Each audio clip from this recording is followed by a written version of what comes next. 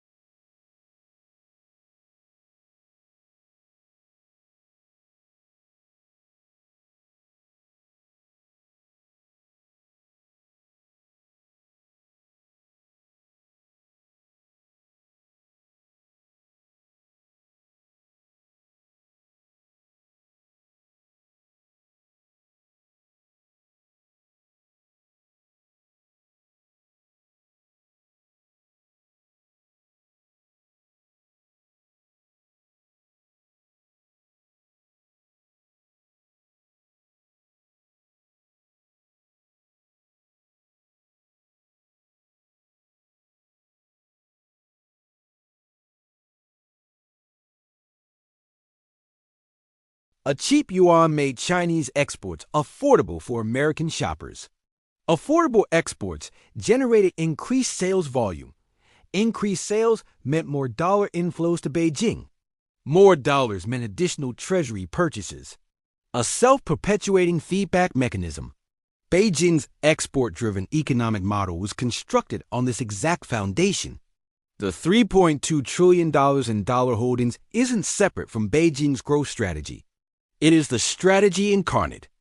Those dollars represent the accumulated savings of 4 decades of export-fueled expansion. They embody an entire nation's stored wealth. And that constitutes the first layer of the prison. Now, let's examine the fantasy, the doomsday scenario politicians and pundits love to amplify for ratings.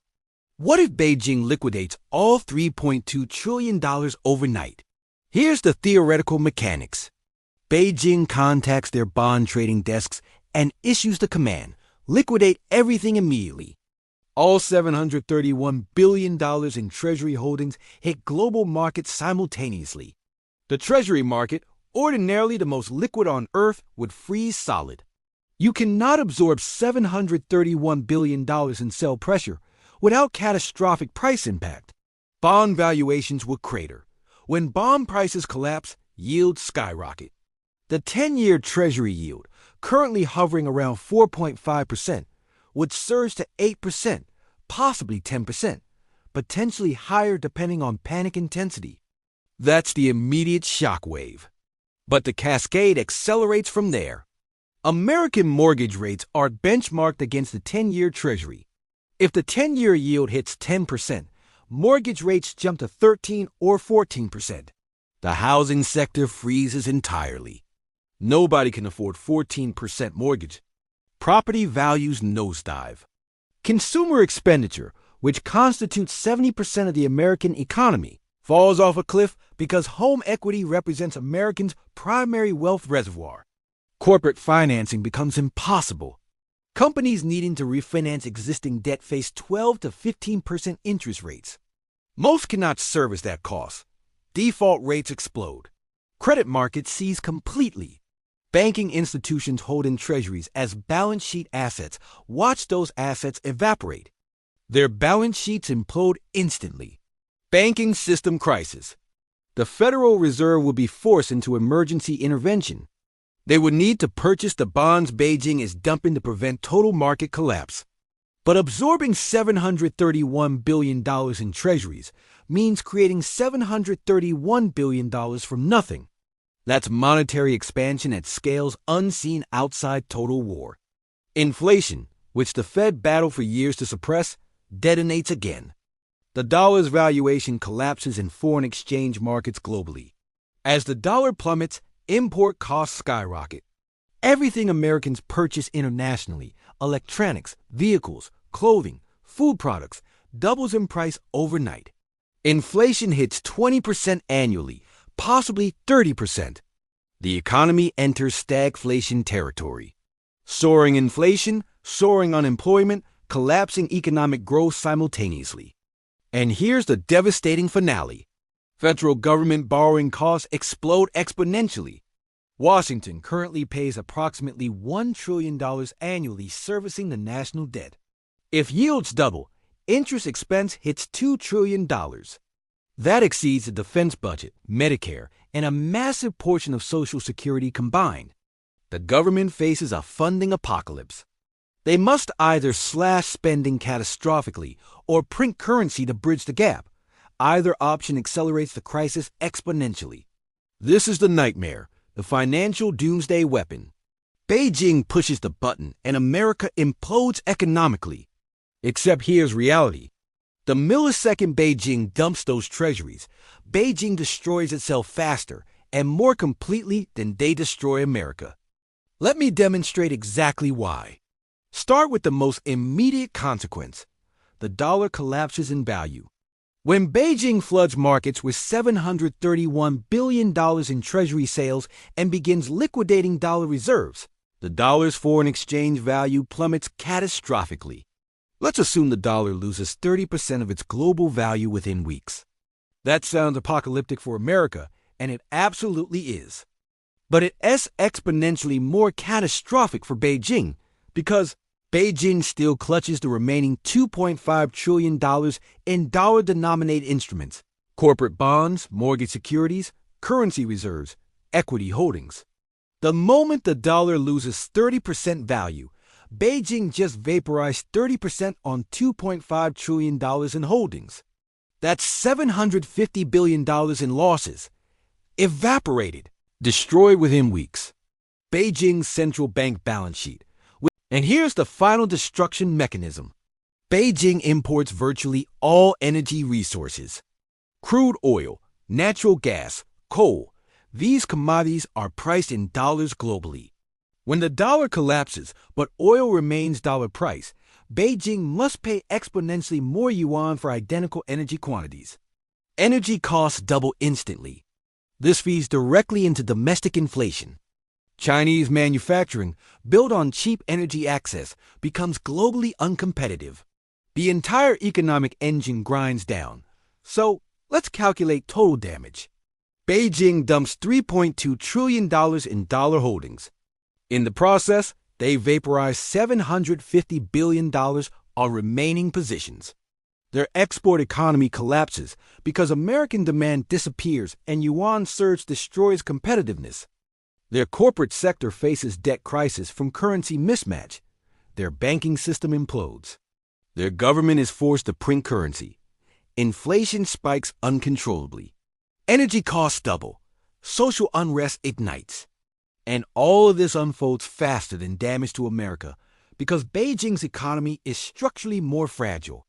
America possesses the world's deepest capital markets, the most diversified economic base, and the Federal Reserve, which can create dollars to stabilize systems. Beijing has none of these structural advantages. The yuan isn't a global reserve currency. Nobody wants yuan holdings during crisis. Beijing's capital markets are smaller and state-dominated. Their economy depends on exports and external energy. When the dollar trap detonates, Beijing is destroyed faster and more completely than America. This is why the $3.2 trillion isn't a weapon. It's a hostage scenario where Beijing is holding themselves hostage. The nuclear option is a gun barrel pressed against their own temple. And both governments know it perfectly. So if Beijing cannot dump the dollars, what are they actually executing? They're attempting to escape the prison slowly, extraordinarily slowly, across decades. And the strategy contains three core components. First, gold accumulation. Beijing has been systematically purchasing physical gold for over 15 years. Official reserves reported to the International Monetary Fund show 2,233 tons as of 2025. But that S almost certainly understated dramatically. Independent analysts tracking import flows, mining production, and refinery activity estimate Beijing actually holds between 5,000 and 6,000 tons. Possibly more. Why underreport? Because revealing the true scale would signal panic, accelerate dollar decline, and trigger the exact crisis Beijing is trying to avoid. Gold purchases allow Beijing to diversify reserves without selling dollars directly. They use trade surplus dollars to buy gold from international markets. The dollars circulate, but Beijing's reserve composition shifts gradually. Over 20 years, this moves them from 90% dollars to possibly 60% dollars, 30% gold. It's generational repositioning. Second, alternative payment infrastructure. Beijing has been constructing architecture to facilitate international commerce without touching dollar systems. The Cross-Border Interbank Payment System, CIPS, launched in 2015. It's Beijing's alternative to SWIFT, the dollar-based network handling most global financial transactions. CIPS enables Chinese banks and foreign institutions to settle transactions in yuan without touching dollar infrastructure. As of 2025, CIPS processes approximately $14 trillion in annual transactions. That's still minuscule compared to SWIFT's $150 trillion, but it's expanding 30% yearly. Beijing has also negotiated bilateral currency swap agreements with dozens of nations. These agreements permit direct yuan to local currency exchanges without converting through dollars. Beijing maintains swap arrangements with Russia, Brazil, Argentina, Saudi Arabia, UAE, Pakistan, and 35 additional nations. Total value exceeds $500 billion. The objective is constructing a yuan trading sphere where Chinese imports and exports are priced and settled in yuan, not dollars. If Beijing purchases oil from Saudi Arabia in yuan, and Saudi Arabia uses those yuan to purchase Chinese manufactured products, the entire transaction bypasses dollars completely. No dollar demand. No need for dollar reserve accumulation. This is the long-term escape blueprint. Shift sufficient trade volume into yuan that Beijing's export model no longer depends on dollar accumulation. But here's the obstacle. This requires generations. You cannot force global adoption of yuan. Nations use yuan only when advantageous. And presently, for most countries, dollars remain more convenient. Dollars are accepted universally. Dollar markets offer deeper liquidity. Dollar contracts are enforceable under American legal frameworks, which most nations trust more than Chinese legal systems. So the transition happens incrementally. A consumption S share of GDP has climbed from 38% in 2010 to 55% in 2025. But this creates a fresh problem. As Chinese wages climb, Chinese exports become less competitive globally. The entire reason Beijing dominated global manufacturing was inexpensive labor. When labor costs rise, factories relocate to Vietnam, Bangladesh, Mexico. Beijing's trade surplus, which peaked at $400 billion annually in 2015, has contracted to $250 billion in 2025. That means fewer dollars flowing inward, which sounds like escape from the dollar trap. Except Beijing still holds $3.2 trillion in existing dollar exposure. The trap doesn't shrink merely because new dollar inflows stop. Beijing needs to actively reduce the $3.2 trillion, but they cannot sell without crashing dollar valuations. So they're paralyzed. The internal consumption shift reduces future dollar accumulation, but it doesn't resolve the existing trap. Now, let's discuss timeline. How long does this escape attempt require? And what does it mean for the dollar's future? Beijing initiated this process in 2008 following the financial crisis. That was the moment Chinese leadership recognized the dollar system was fragile, and they were dangerously overexposed. 17 years later, in 2025, they've made measurable progress. Gold reserves climbed from 600 tons to officially 2,233 tons, likely 5,000 to 6,000 tons in reality. Yuan's share of global trade climbed from 0% to 7%. Dollar treasury reserves declined from $1.3 trillion in 2013 to $731 billion in July 2025. Trade surplus shifting from exports toward consumption. But they're only approximately 25% through full escape. At current velocity, complete diversification requires another 20 to 30 years. We're discussing 2045 to 2055 before Beijing's dollar exposure drops below $1 trillion, the threshold where liquidation becomes feasible without self-destruction. But here's the critical question. Does the system survive that long? Because Beijing isn't the only variable. America is accumulating debt at $2 trillion annually. As of November 2025, American national debt stands at $38 trillion. Interest expense is approaching $1 trillion yearly. That's 14% of total federal expenditure. The Fed has created trillions. Inflation persists stubbornly. The dollar's reserve currency dominance is eroding, not because Beijing is attacking it, but because America is debasing it internally. If the dollar collapses independently before Beijing escapes the trap, Beijing absorbs catastrophic losses. This is the race. Can Beijing diversify out of dollars before the dollar collapses under structural weight?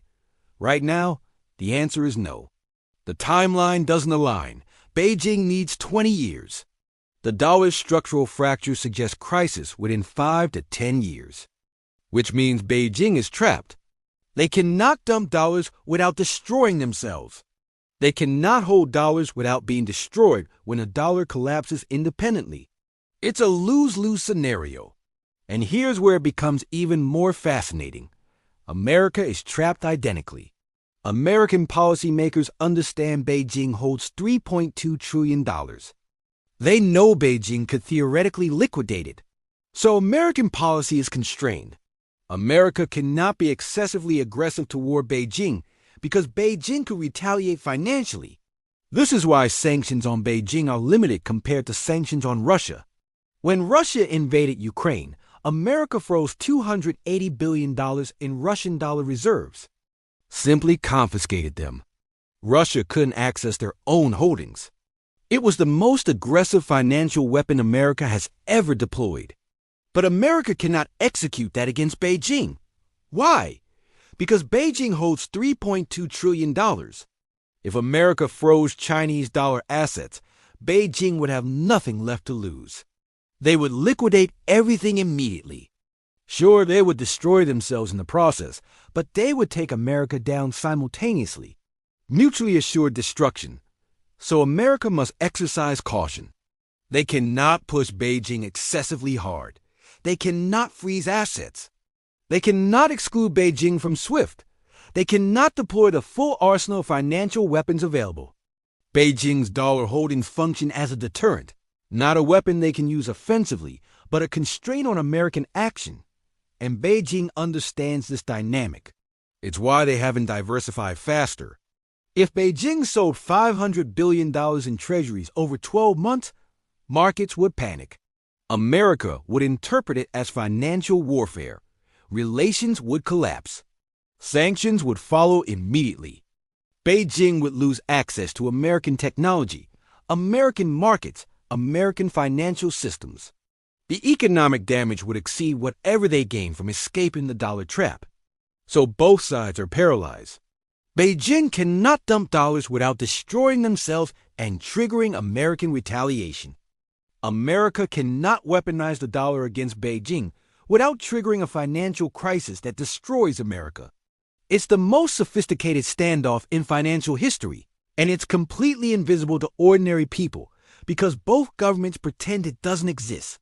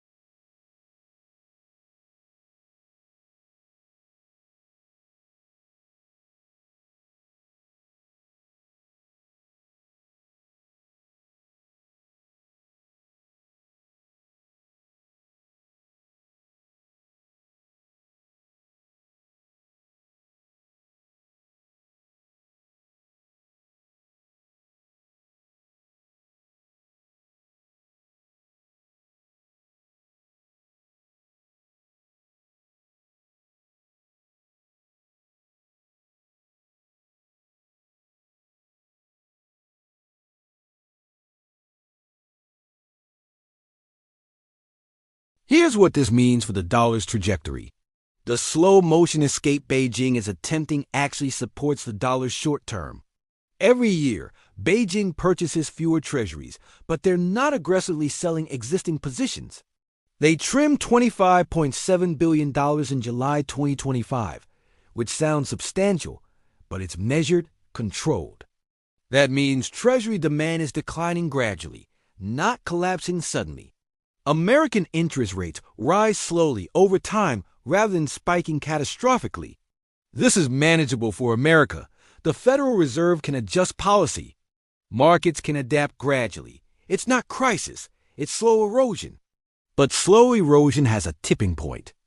At some threshold, usually when dollar reserves fall below 50% of global central bank holdings, confidence fractures. Other nations observe Beijing reducing dollars and follow.